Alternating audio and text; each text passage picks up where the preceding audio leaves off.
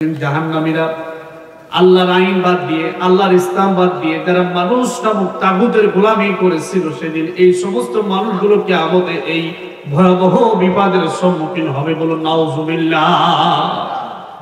আমার ভাইরা তখন তারা কি জবাব দিবে? আল্লাহ কোরআনেই বলে দিয়েছেন, ওয়াকালু লাউ হাদানাল্লাহু লাহাদাইনাকুম সাওয়াউন আলাইনা আজাজিনা আম সাবারনা মা লানা মিন মাহিস।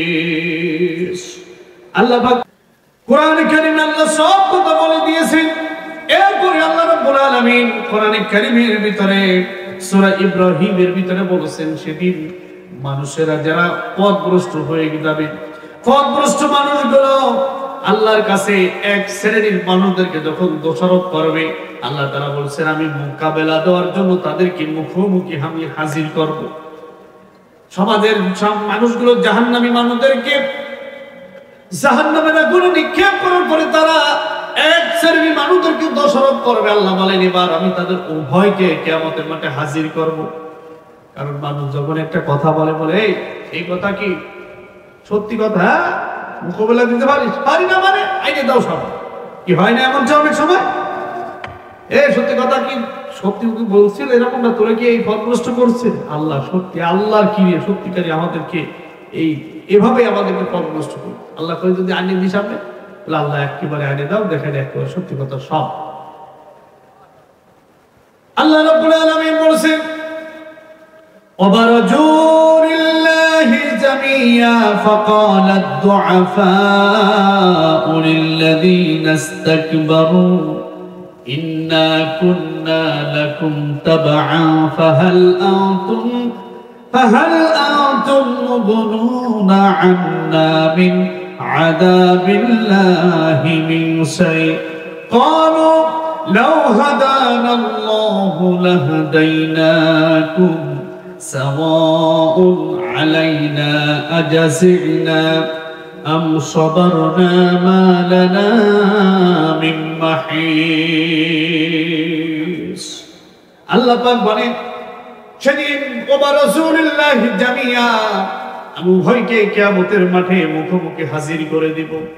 ফাকালাদ দুআফাউ লিল্লাযিনা ইসতাকবারু, সেদিন দুর্বল শ্রেণীর মানুষেরা, দুর্বলেরা সেদিন সবলদের উদ্দেশ্যে, শক্তিশালীদের উদ্দেশ্যে, ক্ষমতাধরদের উদ্দেশ্যে, নেতাদের উদ্দেশ্যে, সমাজের কর্ণধারদের উদ্দেশ্যে বলবে ইন্না কুন্না লাকুম তাবআ, দুনিয়ায় আমরা তোমাদের আনুগত্য করতাম।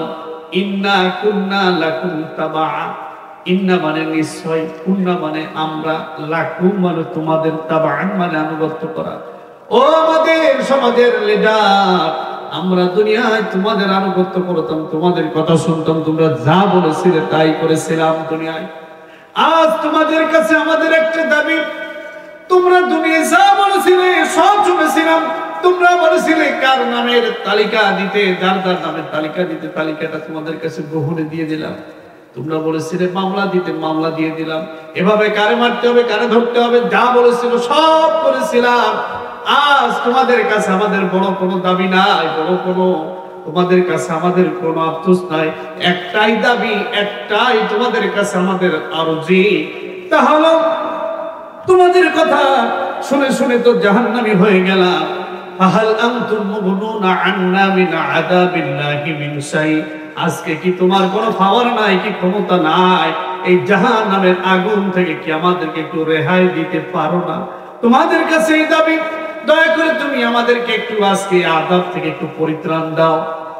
মানুষেরা সেদিন জাহান্নামীরা আল্লাহর আইন বাদ দিয়ে আল্লাহর ইসলাম বাদ দিয়ে যারা মানুষ নামক তাগুতের গোলামি করেছিল সেদিন এই সমস্ত মানুষগুলো কিয়ামতে এই ভয়াবহ বিপদের সম্মুখীন হবে। বলুন নাউজুবিল্লাহ।